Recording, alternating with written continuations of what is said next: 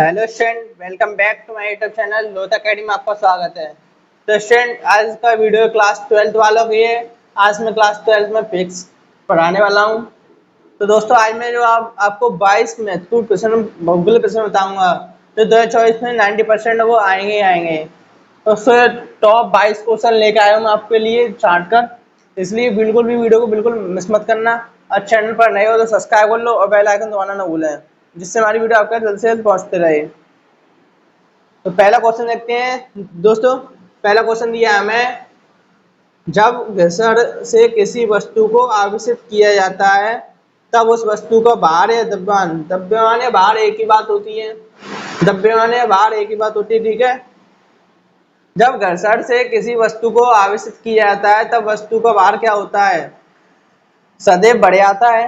पहला ऑप्शन है सदैव बढ़ जाता है, दूसरा ऑप्शन है सदैव घट जाता है, तीसरा ऑप्शन हमारा थोड़ा बढ़े या घट जाता है, चौथा ऑप्शन दिया हमें एक जैसा बना रहता है।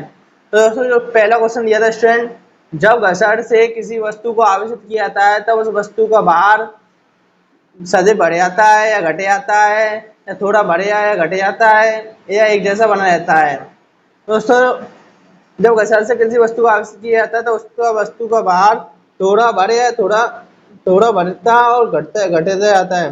तो ऑप्शन हमारा सी करेक्ट होगा यहाँ पर, ठीक है। ऑप्शन सी हमारा यहाँ पर करेक्ट होगा, पहले का ऑप्शन सी, थोड़ा बढ़े या घट जाता है, ठीक है। दूसरा क्वेश्चन देखते हैं आगे हम। दूसरा क्वेश्चन दिया है हमें, कांच की छड़ को रेशम से रगड़ने पर छड़ धनाभिषिक्त की जाती है, इसका अर्थ है कि, दूसरा क्वेश्चन है, कांच की छड़ को रेशम से रगड़ने पर, जो कांच की छड़ होती है उसको रेशम से रगड़ने पर धनाभिषिक्त हो जाती है, इसका अर्थ है कि, पहला ऑप्शन दिया है कुछ अतिरिक्त प्रोटॉन रेशम से छड़े पर आ जाते हैं, दूसरा ऑप्शन दिया हमें कुछ अतिरिक्त इलेक्ट्रॉन रेशम से छड़ पर आ जाते हैं, कुछ अतिरिक्त छड़ से बाहर निकलकर हवा में आ जाते हैं, तथा प्रोटॉन रेशम पर। चौथा ऑप्शन दिया हमें कुछ इलेक्ट्रॉन छड़ से निकलकर रेशम पर चले जाते हैं, कुछ इलेक्ट्रॉन रेशम पर चढ़ के निकल जाते हैं, ठीक है स्टूडेंट। तो कांच की छड़ को रेशम से रगड़ने पर धनाभिषिक्त की जाती है, इसका अर्थ है कि कुछ, इसका अर्थ होगा हमारा ऑप्शन डी, ठीक है। ऑप्शन डी हमारा यहाँ पर सही होगा। दूसरे का ऑप्शन डी, कुछ इलेक्ट्रॉन छड़ से निकलकर रेशम पर चले जाते हैं। कांच की छड़ को जब रेशम से रगड़ने पर छड़ धनाभिषिक्त हो जाते हैं, इसका अर्थ है कि कुछ इलेक्ट्रॉन छड़ से निकलकर रेशम पर चले जाते हैं, ठीक है। मोस्ट इंपोर्टेंट क्वेश्चन है स्टूडेंट ने 22 क्वेश्चन जो आपके लिए लिखा है, बहुत महत्वपूर्ण क्वेश्चन लेकर आया हूँ, इसलिए वीडियो को बिल्कुल भी मिस मत करना, शुरू से लेकर एंड तक देखने देना, नहीं तो आपकी गलती, आप कहोगे सर आप पढ़ाया नहीं आपने, आपके नंबर कम आए हैं, ठीक है। इसलिए बिल्कुल वीडियो को मिस मत करना, चैनल पर सब्सक्राइब कर लो, क्योंकि मैं आपको वही क्वेश्चन कराता हूँ जो आपको टॉपर मैं आपको वही सिलेबस कराता हूँ जो आपको टॉपर बना के छोड़ दे, ठीक है।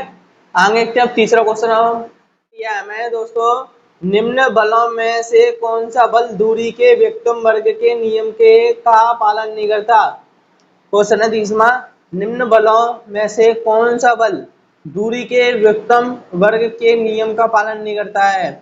पहला ऑप्शन दिया चुंबकीय बल, दूसरा ऑप्शन दिया गुरुत्वीय बल, तीसरा ऑप्शन दिया हमें विद्युत बल, चौथा ऑप्शन दिया नाभिकीय बल। तो ये तीसरा क्वेश्चन दिया हमें, निम्न बलों में से कौन सा बल दूरी के व्युत्क्रम वर्ग के नियम का पालन नहीं करता है? चुंबकीय बल है, गुरुत्वीय बल है, विद्युत बल है, नाभिकीय बल। तो हमारे यहाँ पर ऑप्शन डी सही होगा, नाभिकीय बल। जो निम्न बलों में से कौन सा बल दूरी के व्युत्क्रम वर्ग के नियम का पालन करता है, वो हमारा नाभिकीय बल, ऑप्शन डी हमारा यहाँ पर सही होगा। आगे देखते हैं हम चौथा क्वेश्चन। चौथा क्वेश्चन दिया हमें, किसी कुचालक विद्युतरोधी माध्य का परावर्तन के हो सकता है? कोई कुचालक विद्युतरोधी माध्य का परावर्तन के हो सकता है? ए ऑप्शन दिया है -3, दूसरा ऑप्शन दिया है 0, तीसरा ऑप्शन दिया हमें 0.7, चौथा ऑप्शन दिया हमें 6। तो ये किसी कुचालक विद्युतरोधी माध्य का परावर्तन वो के हो सकता है, वो हमारा 6, ऑप्शन डी हमारा यहाँ पर करेक्ट होगा, 6 करेक्ट होगा हमारा हमारे पर। आगे देखते हैं हम पांचवा क्वेश्चन। अब पांचवा क्वेश्चन हमें दिया है विद्युत क्षेत्र की तीव्रता का मात्रक है। जो पांचवा क्वेश्चन है वो विद्युत क्षेत्र की तीव्रता का मात्रक बताना हमें। पहला ऑप्शन दिया हमें न्यूटन प्रति कूलम, दूसरा ऑप्शन दिया हमें जूल प्रति कूलम, तीसरा ऑप्शन दिया है वोल्ट मीटर, चौथा ऑप्शन दिया है न्यूटन मीटर। तो ये हमारा पांचवें जो विद्युत क्षेत्र की तीव्रता का मात्रक है वो हमारा न्यूटन प्रति कूलम, ठीक है, न्यूटन प्रति कूलम। न्यूटन प्रति कूलम विद्युत क्षेत्र की तीव्रता का मात्रक होता है।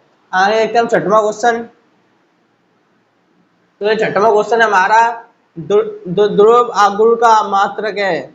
छठवां क्वेश्चन दिया हमें ध्रुव आघूर्ण का मात्रक है, हमें बताना है ध्रुव आघूर्ण का मात्रक क्या है। पहला दिया वो हमें वोल्ट, दूसरा जूल, तीसरा है कूलम प्रति मीटर, चौथा है कूलम मीटर। तो ये छठवां क्वेश्चन है वो है विद्युत ध्रुव का मात्रक है वो हमारा कूलम मीटर। ऑप्शन डी हमारा यहाँ पर करेक्ट होगा, ठीक है, ऑप्शन डी हमारा यहाँ पर करेक्ट होगा। आगे देखते हैं हम सातवां क्वेश्चन। सातवां क्वेश्चन दिया है हमें अणु जिसका द्विध्रुव आघूर्ण शून्य है। हमें वो बताना, हमें वो कौन सा अणु है जिसका द्विध्रुव आघूर्ण शून्य है। पहला ऑप्शन दिया हमें H2O, दूसरा ऑप्शन दिया है HCl, तीसरा ऑप्शन दिया है O2, चौथा ऑप्शन दिया है NH3। तो ये अणु जिसका द्विध्रुव आघूर्ण शून्य होता है वो हमारा होता है O2 का। O2 का द्विध्रुव आघूर्ण शून्य होता है, ठीक है। सातवें क्वेश्चन का तीसरा आंसर सही होगा। आगे देखते हैं हम आठवां क्वेश्चन। आठवां क्वेश्चन हमें दिया है विद्युत क्षेत्र में P आघूर्ण वाले द्विध्रुव पर लगने वाला बल आघूर्ण है। आठवां क्वेश्चन है हमारा स्टूडेंट जो विद्युत क्षेत्र में P आघूर्ण वाले द्विध्रुव पर लगने वाला बल आघूर्ण है। पहला ऑप्शन दिया है P इंटू ई, दूसरा ऑप्शन दिया है 0, तीसरा ऑप्शन दिया है P गुणा ई, चौथा ऑप्शन दिया हमें P बट्टे ई। तो जो हमारा ऑप्शन सी यहाँ पर करेक्ट होगा, पी गुणा ई। विद्युत क्षेत्र में P आघूर्ण वाले द्विध्रुव लगने वाला बल आघूर्ण है वो है P गुणा ई, ठीक है। आठवें का सी ऑप्शन सही होगा हमारे यहाँ पर। आगे देखते हैं नौवां क्वेश्चन। आओ, नौवां क्वेश्चन दिया हमें वैद्युत फ्लक्स का मात्रक है। हमें नौवें क्वेश्चन में बताना है वैद्युत फ्लक्स का मात्रक है। पहला ऑप्शन दिया वोल्ट प्रति मीटर, दूसरा ऑप्शन दिया हमें न्यूटन प्रति कूलम, तीसरा ऑप्शन दिया न्यूटन मीटर स्क्वायर प्रति कूलम, चौथा ऑप्शन दिया वोल्ट मीटर। तो वैद्युत फ्लक्स का मात्रक होता है हमारा वोल्ट मीटर। ऑप्शन डी हमारे यहाँ पर सही होगा, ठीक है। जो नौवें का क्वेश्चन है उसका और चौथा क्वेश्चन सही होगा, चौथा आंसर सही होगा, ठीक है। आगे देखते हैं दसवां क्वेश्चन। दसवां क्वेश्चन हमें दिया है धातु के आवेशित गोले के पृष्ठ से गोले के केंद्र की ओर जाने पर विद्युत क्षेत्र।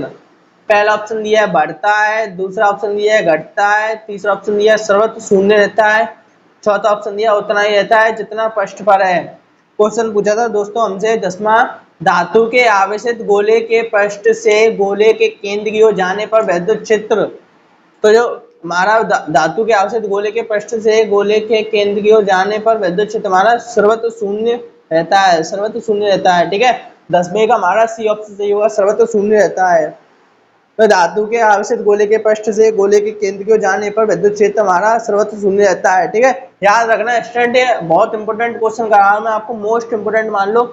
आगे एकदम 11वां क्वेश्चन। अब तो दोस्तों 11वां क्वेश्चन दिया हमें विद्युत विभव का मात्रक है। हमें यहाँ पर विद्युत विभव का मात्रक बताना है। पहला ऑप्शन दिया है जूल प्रति कूलम, दूसरा ऑप्शन दिया है जूल कूलम, तीसरा ऑप्शन दिया है कूलम प्रति जूल, चौथा ऑप्शन दिया हमें न्यूटन प्रति कूलम। तो दोस्तों जो विद्युत विभव का मात्रक होता है हमारा वो जूल प्रति कूलम होता है, ठीक है। पहला ऑप्शन सही होगा हमारा यहाँ पर 11वें का, जूल प्रति कूलम विद्युत विभव का मात्रक है।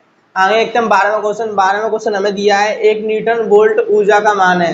12वां क्वेश्चन है हमारा 1 इलेक्ट्रॉन वोल्ट ऊर्जा का मान है। पहला ऑप्शन दिया 9.1 × 10⁻⁻19 जूल, दूसरा ऑप्शन दिया है 1.6 × 10⁻⁻19 जूल, तीसरा ऑप्शन दिया हमें 1.6 × 10⁻31 जूल, चौथा ऑप्शन दिया हमें 9.1 × 10⁻31 जूल। तो 12वां क्वेश्चन हमें दिया है 1 इलेक्ट्रॉन वोल्ट ऊर्जा का मान है। वो हमारा 1.6 इंटू 10⁻⁻19 जूल, ठीक है। 12वें का 20 दूसरा हमारा ऑप्शन सही होगा, ठीक है। आगे देखते हैं अब 13वां क्वेश्चन। 13वां क्वेश्चन हमें दिया है, एक इलेक्ट्रॉन को दूसरे इलेक्ट्रॉन के अधिक समीप लाने पर निकाय की विद्युत स्थित ऊर्जा। 13वां क्वेश्चन हमसे पूछा है, एक इलेक्ट्रॉन को दूसरे इलेक्ट्रॉन के अधिक समीप लाने पर निकाय की विद्युत स्थित ऊर्जा। पहला ऑप्शन दिया है घटती है, दूसरा ऑप्शन दिया हमें बढ़ती है, तीसरा ऑप्शन दिया है उतनी रहती है, चौथा ऑप्शन दिया शून्य शून्य हो जाती है। जो एक इलेक्ट्रॉन को दूसरे इलेक्ट्रॉन के अधिक समीप लाने पर जो निकाय की विद्युत स्थित ऊर्जा है वो हमारी बढ़ती है, ठीक है। ऑप्शन दूसरा हमारे यहाँ पर सही होगा। क्वेश्चन 13वें का दूसरा ऑप्शन सही होगा हमारा। आगे एकदम 14वां क्वेश्चन। 14वां क्वेश्चन हमें दिया है, निम्नलिखित में से कौन सा धारिता का मात्रक है। हमें क्वेश्चन 14 में पूछा है, निम्नलिखित में से कौन सा धारिता का मात्रक है।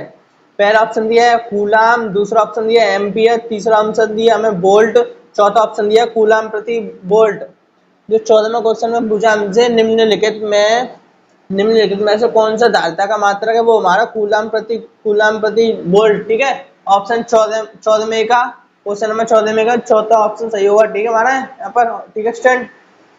आगे देखते हैं हम 15वां क्वेश्चन। आओ, क्वेश्चन हमसे पूछा है, 15वां क्वेश्चन दिया है, त्रिज्या ए के किसी पृथक गोलीय चालक की धारिता होती है। जो त्रिज्या ए के किसी पृथक गोलीय चालक की धारिता होती है वो बतानी है। पहला ऑप्शन हमें दिया है A/4πε0 फेरेड, दूसरा ऑप्शन दिया है 4πε0 A फेरेड, तीसरा ऑप्शन दिया है 4πε0 अपॉन A फेरेड, चौथा ऑप्शन दिया है हमें A फेरेड। हमें बताना है त्रिज्या ए के किसी पृथक गोलीय चालक की धारिता होती है, वो हमारी होती है 4πε0 A फेरेड, ठीक है। 15 में का भी दूसरा ऑप्शन सही होगा हमारे यहाँ पर। आगे देखते हैं स्टूडेंट 16वां क्वेश्चन। हम 16वां क्वेश्चन दिया है हमें, एक आवेशित संधारित्र की दोनों प्लेटों को एक तार से जोड़ दिया जाए तो। जो 16वां क्वेश्चन हमसे पूछा है, एक आवेशित संधारित्र की दोनों, जो एक आवेशित संधारित्र है उसकी दोनों प्लेटों को एक तार से जोड़ दिया जाता है तब क्या होता है। पहला ऑप्शन दिया विभव अनंत हो जाएगा, दूसरा ऑप्शन दिया आवेश अनंत हो जाएगा, तीसरा ऑप्शन हमें दिया संधारित्र निरावेशित हो जाएगा, चौथा ऑप्शन दिया आवेश पूर्ण मान को का दोगुना हो जाएगा। हमारा एक आवेशित संधारित्र की दोनों प्लेटों को एक तार से जोड़ दिया जाता है तो संधारित्र निरावेशित हो जाएगा, ठीक है। ऑप्शन सी हमारे यहाँ पर करेक्ट होगा। ऑप्शन सी हमारे यहाँ पर करेक्ट होगा, जो संधारित्र निरावेशित हो जाता है, ठीक। यहाँ पर 17वां क्वेश्चन देखते हो। 17वां क्वेश्चन हमसे पूछा है, 17वां क्वेश्चन है, एक आवेशित संधारित्र बैटरी से जुड़ा है। एक कोई आवेशित संधारित्र जो बैटरी से जुड़ा है, यदि इसकी प्लेटों के बीच परावर्तित पदार्थ की एक पट्टी रख दी जाए तो निम्न में से कौन सी मात्रा अपरित रहेगी। पहला ऑप्शन दिया आवेश, दूसरा ऑप्शन दिया हमें विभवांतर, तीसरा ऑप्शन दिया है धारिता, चौथा ऑप्शन दिया हमें ऊर्जा। जो 17वां क्वेश्चन हमसे पूछा था, एक आवेशित संधारित्र बैटरी से जुड़ा है, यदि इसकी प्लेटों के बीच पदार्थ की एक पट्टी रख जाए तो निम्न में से कौन सी मात्रा अपरित होगी, तो हमारा 20 दूसरा ऑप्शन विभवांतर। आगे देखते हैं हम 18वां क्वेश्चन स्टूडेंट। 18वां क्वेश्चन पूछा है हमसे, जब बैटरी से जुड़ा तार धारा के कारण गर्म हो जाता है, जब बैटरी से जुड़ा तार धारा के कारण गर्म हो जाता है तो निम्नलिखित में से कौन सी राशि अपरित रहती है। पहला ऑप्शन दिया अनुगमन वेग, दूसरा ऑप्शन दिया हमें प्रतिरोधकता, तीसरा ऑप्शन दिया प्रतिरोध, चौथा ऑप्शन दिया हमें मुक्त इलेक्ट्रॉनों की संख्या। जब बैटरी से जुड़ा तार धारा के कारण गर्म हो जाता है तो निम्नलिखित में से कौन सी राशि अपरित रहती है, मुक्त इलेक्ट्रॉनों की संख्या, ठीक है। ऑप्शन डी हमारे यहाँ पर सही होगा 18वें में, चौथा ऑप्शन सही है स्टूडेंट। 19वां क्वेश्चन देखते हैं हम। 19वां क्वेश्चन हमसे पूछा है, प्रतिरोध की विमा है, प्रतिरोध की विमा बतानी है हमें। पहला ऑप्शन दिया हमें Ml2T-2 A-1, दूसरा ऑप्शन दिया है M2L3 3-2 A-3, सी ऑप्शन दिया हमें Ml2 t-3 a-2। चौथा ऑप्शन दिया हमें mt-3 a-3। जो प्रतिरोध की विमा है वो बतानी हमें, प्रतिरोध की विमा है हमारी option C ml2 t-3 a-2। ठीक है, जो प्रतिरोध की विमा है वो हमारा ऑप्शन सी होगा करेक्ट यहाँ पर। आगे देखते हैं 20वां क्वेश्चन। अब 20वां क्वेश्चन हमसे पूछा है विशिष्ट प्रतिरोध की मात्रक है। विशिष्ट प्रतिरोध का मात्रक बताना है हमें। विशिष्ट प्रतिरोध का मात्रक, विशिष्ट प्रतिरोध का मात्रक क्या होगा दोस्तों? पहला ऑप्शन दिया हमें ओम -1 डेज मीटर -1। बी ऑप्शन हमारा ओम -1 मीटर। सी ऑप्शन हमारा ओम मीटर -1। डी ऑप्शन हमारा ओम मीटर। तो क्या होगा हमारे यहाँ पर ऑप्शन बी, विशिष्ट प्रतिरोध का मात्रक ओम मीटर। ठीक है, ऑप्शन बी का हमारा चौथा आंसर सही होगा करेक्ट। तो आगे देखते हैं हम 21वां क्वेश्चन। 21वां क्वेश्चन हमें दिया है विशिष्ट चालकता का मात्रक है। हमें विशिष्ट चालकता का मात्रक बताना है। ठीक है, पहला ऑप्शन हमें दिया है ओम मीटर। दूसरा ऑप्शन दिया ओम मीटर -1। सी ऑप्शन दिया हमें ओम -1 मीटर -1। डी ऑप्शन दिया ओम -1 मीटर। जो विशिष्ट चालकता का मात्रक है वो हमारा ओम -1 मीटर -1 है। ठीक है, ऑप्शन सी हमारा यहाँ पर करेक्ट होगा 21वीं में। आगे देखते हैं 22वां क्वेश्चन। अब 22वां क्वेश्चन हमें दिया है किसी चालक की प्रतिरोधकता व चालकता, किसी चालक की प्रतिरोधकता व चालकता गुणनफल निर्भर करता है। ए ऑप्शन दिया काट क्षेत्रफल। बी ऑप्शन दिया हमें ताप पर। सी ऑप्शन दिया लंबाई पर। डी ऑप्शन दिया हमें किसी पर नहीं। जो 22वां क्वेश्चन हमसे पूछा था किसी चालक की प्रतिरोधकता व चालकता गुणनफल निर्भर करता है, वह काट क्षेत्रफल, वह पहला दिया हमें काट क्षेत्रफल, दूसरा दिया ताप पर, सी ऑप्शन दिया लंबाई पर, डी ऑप्शन दिया किसी पर नहीं। 22वां क्वेश्चन हमसे पूछा था किसी चालक की प्रतिरोधकता और चालकता गुणनफल निर्भर करता है, वो है किसी पर नहीं। इनमें से किसी पर नहीं करती। ठीक है, आगे स्टूडेंट जो आज की क्लास को हम यहीं पर समाप्त करते हैं। यही मैंने आज आपको 22 क्वेश्चन कराए जो आपके एग्जाम में आने के 101% चांसेस हैं। इसलिए वीडियो को अच्छे तरीके से पढ़ो स्टूडेंट। मैं चाहता हूँ आप टॉप करो अपने क्षेत्र में जिसमें भी आप रहते हो। मिलते हैं नेक्स्ट वीडियो में नेक्स्ट टॉपिक के साथ। दोस्तों कोई भी क्वेश्चन समझ ना आए प्लीज़ कमेंट करके बताना। और दोस्तों किसी पर भी वीडियो चाहिए तो प्लीज़ कमेंट करके बताना सर मुझे ये पढ़ा दो, तो मैं आपको वही पढ़ा दूँ, वही आपकी उसी के ऊपर वीडियो बनाऊंगा। मिलते हैं, और वीडियो अच्छा लगा तो वीडियो को लाइक करना, चैनल पर नए हो तो सब्सक्राइब कर लेना। मिलते हैं अगले नेक्स्ट वीडियो नेक्स्ट टॉपिक का। तब तक के लिए जय हिंद जय भारत।